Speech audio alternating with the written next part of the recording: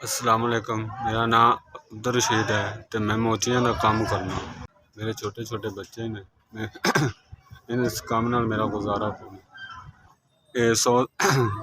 इस काम नाल मेरा गुजारा कोनी ते 100-200 कमावीदा ते उनदे नाल आटा लवांगे, चीनी लवांगे। आटा ले लवां तो चीनी जोगे पैसे कोनी, चीनी ले लवां तो पत्ते जोगे पैसे कोनी। इस काम नाल गुजारा नहीं होंदा। मेरे प्यो ने इस काम का बल चुकाया तो मेरा इंदे नाल गुजारा नहीं होंदा पिया। मेरे इस काम नाल गुजारा नहीं होंदा। मैं चलो आटा ले लेसा, खंड घ्यो ले लेसा, दूध ले लेसा, ज़्यादा घर का सर्कट चला लेसा।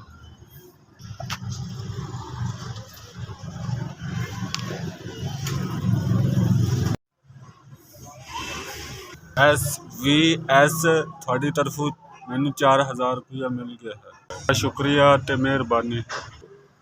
मैं 4000 नाल घर का सौदा लेसा, आटा लेसा, खंड लेसा, मरचां लेसा, लून लेसा। अल्लाह पाक थानू हज करावे, उमरा करावे। अल्लाह पाक थानू बहुत रिज़्क देवे।